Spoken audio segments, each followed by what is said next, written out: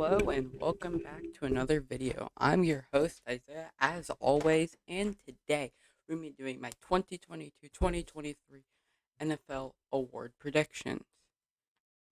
So yeah, preseason starting this week, the NFL season just around the corner. I feel like it's a perfect time to do my award predictions. Also, I don't know if my season predictions are going to be final because Sean Watson's suspension might be appealed. Good. Hopefully, he gets suspended for the entire year. And Roquan Smith just demanded a trade, so the Bears are in more shambles. Okay, so we're gonna start it off with Offensive Rookie of the Year. That's just Todd Gurley. I don't think he's gonna win it. All right, so let's get into it. Number 5 is Drake London, the newest Falcons receiver, with very minimal competition and a fantastic skill set. He's giant.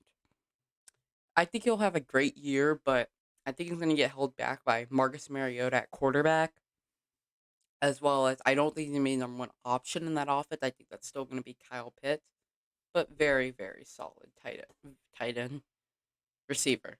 And number 4 is Chris Olave in a crowded receiving core. Love his skill set though.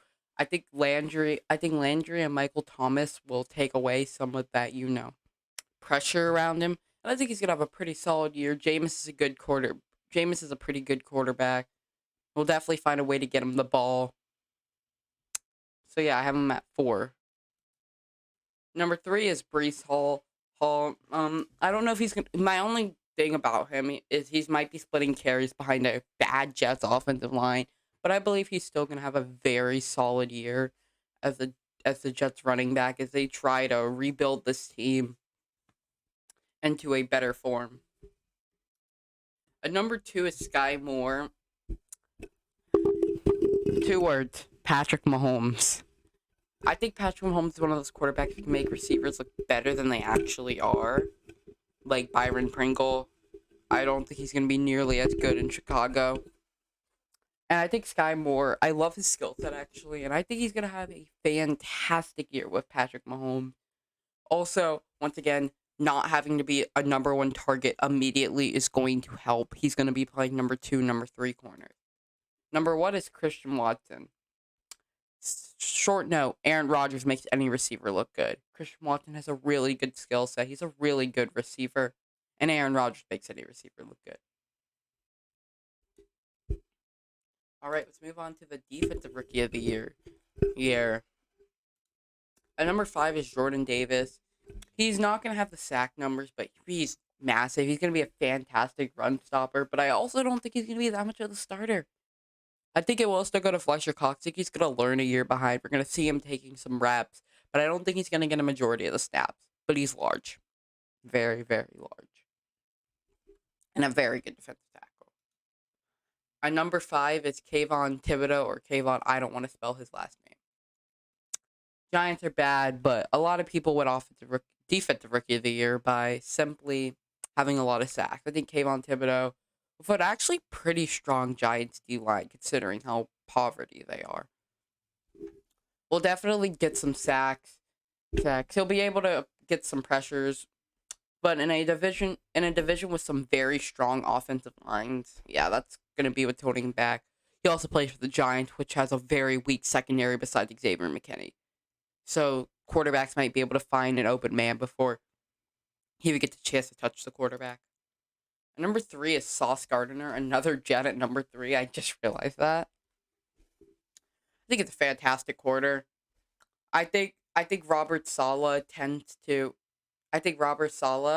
is very good with cornerbacks. I'm not that high on him, but I think he's very good with cornerbacks and building front sevens and overall just building defenses. And I think he's gonna unleash Sauce Gardner's true potential by the midway point of the season. Well, not full, but in his rookie season. My only fear is he's in a division with some pretty good receivers. Tyreek Hill, Stephon Diggs, Jalen Waddle, and then they play some really good receivers. So a rookie having to guard all these, stepping in as a number 1 guy is going to be tough. Number 2 is Kyle Hamilton. I'm a big Kyle Hamilton fan. I love the pick for Baltimore. Baltimore has the best secondary in the league. And I think that's going to relieve so much pressure on him. He's going to be on the other side of Marcus Williams. Williams, who is a fantastic corner who only gets known for the Minneapolis Miracle. I said corner, I meant safety. Marlon Humphreys and Marcus Peters are going to be healthy again. Kyle Hamilton is going to have a great season. He was my number one prospect coming out of the draft. So, yeah. And number one is Aiden Hutchinson. He's going to instantly be coming. He's going to be the number one guy. I think he's going to have the most sacks this season. He's going to have the most sacks this season, and that's ultimately going to win him the defensive rookie of the year. He's also going to be the most impactful player. Okay, offensive player of the year. And number 5 is Deebo Samuel. He would be higher, but I don't know how many carries he's going to get.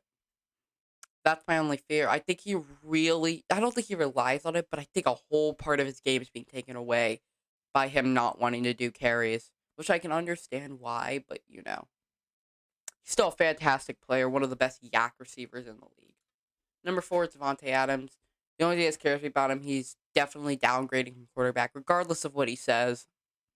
It's a major downgrade. I don't think he's going to have as good of a year as he did. Kind of why I took Stephon Diggs over him in fantasy.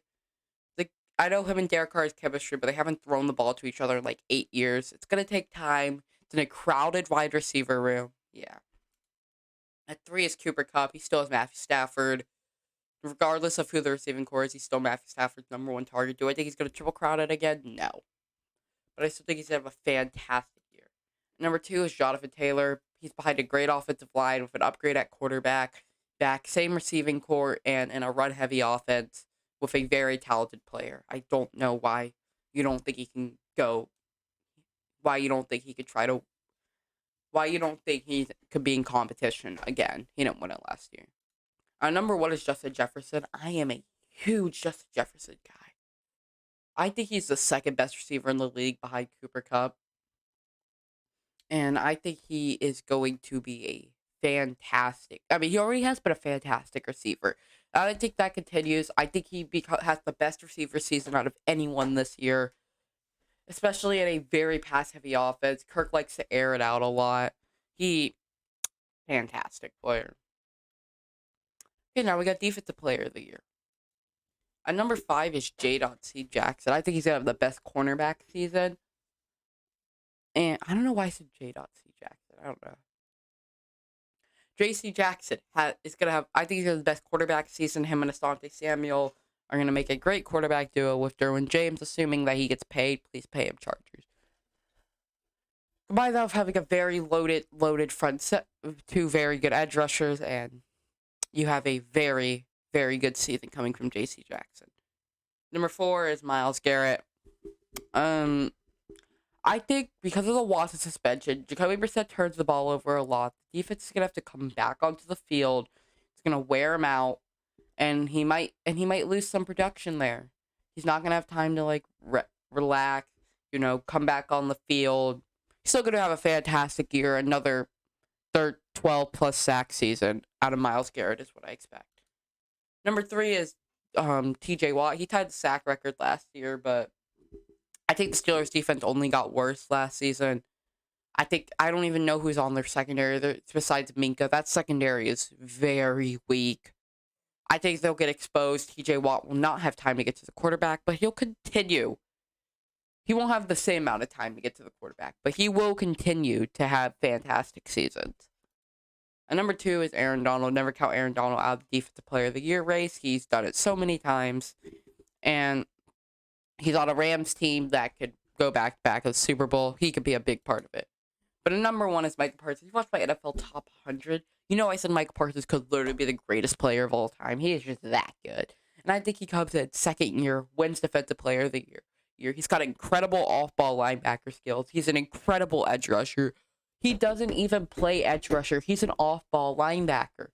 And he's great at it. He's great at everything on the field. He's able to cover. He's able to rush the quarterback. He can be a spy. He can do it all. This guy is your Defensive Player of the Year. Okay, up next we got Comeback Player of the Year. I'm only going to do 3 for this one because there's 3 guys that I think could compete. Number 3 is J.K. Dobbins. I'm a huge J.K. Dobbins guy. And I think him and Lamar Jackson are going to make a lethal rushing attack next season, probably beating the Eagles out as the best rushing attack in the league. And I think he's going to be a huge part of it. At number 2, I have Derrick Henry. He was on pace on an MVP type caliber season last year. What only scares me is that an ankle injury for a running back is not great. And the last time we saw him, which was in the Bengals game, he looked, I'd say, awful. He looked really bad. Now, obviously, as a whole offseason to recover, I still believe he's going to have a fantastic year, but just maybe not the same year that he had last year. Number 1 is Lamar Jackson. I'm on that Lamar Jackson bandwagon hype train. I think he's gonna have a amazing year. He's gonna improve his passing. He's gonna improve his legs. Like I said, him and J.K. Dobbins are gonna make a lethal rushing attack. And he's gonna lead Baltimore as AFC North champions and send them right to the playoffs. And MVP, the most valuable player. Number 5, I have Derek Carr. If Derek Carr comes out, walks out of the AFC West, he wins MVP. Because that is impressive. His roster is by no means the best roster in that division. His roster by no means is the best roster in that division, but he has to play out of his mind for the Raiders to walk out of that division. That's why I have Derek Carr at 5. Number 4 is Patrick Mahomes. Same reasoning. Worst team, but if he can walk out of the AFC West, he'll win the MVP. He'll win the MVP because it shows that he is much more valuable to this team than Tyreek Hill. And number 3 is Thomas Edward Brady, or the GOAT. I'm never going to count him out. He's got another stacked receiving core, a good offensive line, but it's been suffering a lot of injuries, and a great defense. His team's going to have a good record. He's going to put up great stats. And number 2 is Justin Herbert. I think they are going to walk out the AFC West. Here's the thing. I think the Chargers just by far have the best roster. They have the second best receiving core. They probably have the best defense there. They have the second best offensive line. They have the best running back. That's the only thing that's holding Justin Herbert back from being the MVP. But I could easily see it. He's a great player who has shown time and time again they can put the team on his back. Now, if they don't make the playoffs this year, there's going to be some real questions. But I believe they will. Justin Herbert at number 2. But at number 1 for MVP is Josh Allen. He's got everything. His team's going to be the 1 seed. Literally everything is going in Josh Allen's favor. He's a fantastic quarterback. He has everything. He's got the athleticism. He's got the legs. He's got the arm. He's got the accuracy. He's put everything all together. Now can they go on and win a Super Bowl? We'll have to see. Well, that's my award predictions. Please like, subscribe, and notification bell, and I'll see you all in the next one. Peace.